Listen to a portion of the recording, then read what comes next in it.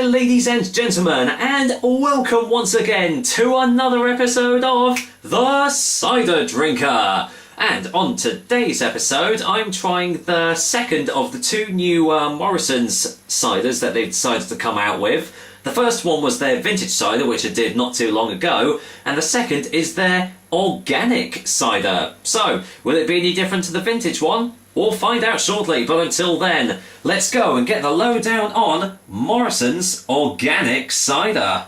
Morrisons Organic Cider comes in 500ml bottles, which at the time of this review is the only way you can get it too.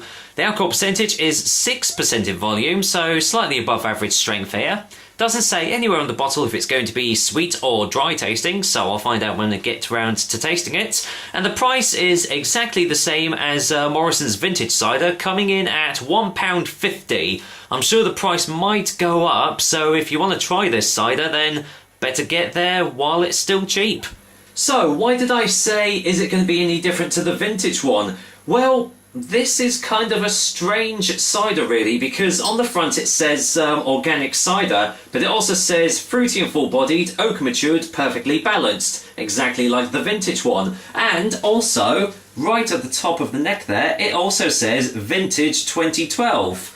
So that's quite strange. Is this just the vintage cider, but it's just been repackaged as an organic one? You know, maybe they just haven't done any artificial stuff to it and they call it organic? Who knows? It also says, a perfect pairing of bittersweet and bitter-sharp cider apples from organic orchards, expertly blended by a family of West Country cider makers. So again, pretty much the exact same description as the vintage cider. And also, once again, on the back, that is literally all you get. Organic cider. Well, seeing as you saw the front of the bottle and it said organic cider, that's what you hope to actually get. But yeah, it will be very interesting to actually see if this is any different. The only difference being is that the vintage cider was 7.3% and this is 6%, so that's the only difference so far. So let's go and crack it open and see if there is actually any difference at all. If not, it's going to be a very quick review. Let's go and get a sniff. Well, it smells exactly like the vintage one. You're getting just those classic vintage cider hits. You're getting the oak, obviously where it's been matured in the oak barrels, but you're getting a really nice dry tannic hit as well. But yeah, it pretty much smells exactly like the vintage cider, so let's go and whack it in the glass and see if we get anything different from it. But so far, it's looking exactly the same. No natural sediment, let's get it all in. There we go. Right, so let's go and have a look at Morrisons Organic Cider. Well, as you can see, very, very fine, but a lot of very fine carbonation, but it is quickly dissipating.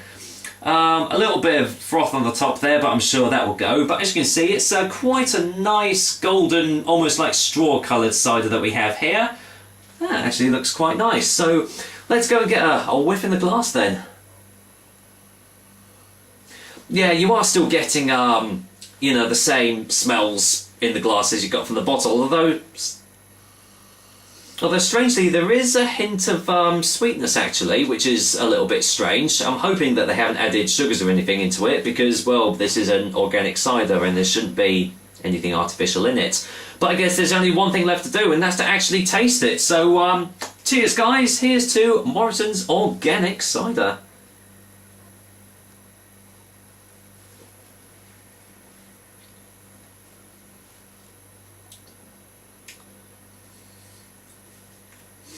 Well, thankfully, it does actually taste different to the vintage cider.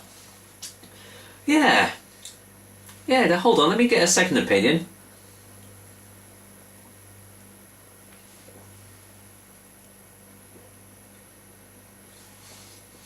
Okay, well, right off the bat, it has nowhere near as much strength as the vintage cider had.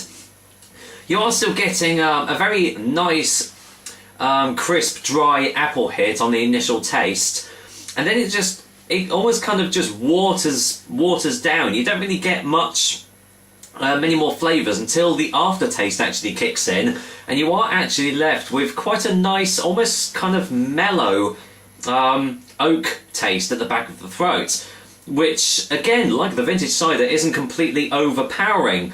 As for other flavours, though, again, there's not really that much, unfortunately. Let's see if I can get any more.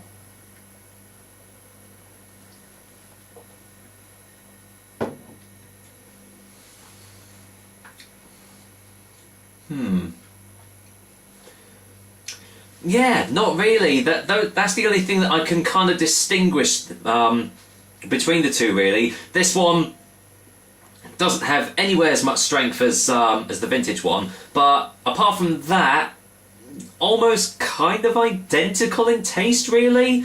As I said, the only thing that I can see that's actually different is the fact that it has been slightly watered down a little bit. The oak characteristics at the back of the throat aren't really staying with me that much. You're left with quite a nice dry finish, and it does actually have a very full body texture to it. So obviously it is doing its job properly by advertising that on the front of the bottle. But I'm not really getting any more like fruity flavours or anything like that. It is just the initial dry apple taste, and then you're just left with this kind of mellowed out oak characteristic at the back of the throat. But apart from that, you're not really getting much else from this, so I'm going to cut to the chase and get a final taste before the final verdict then.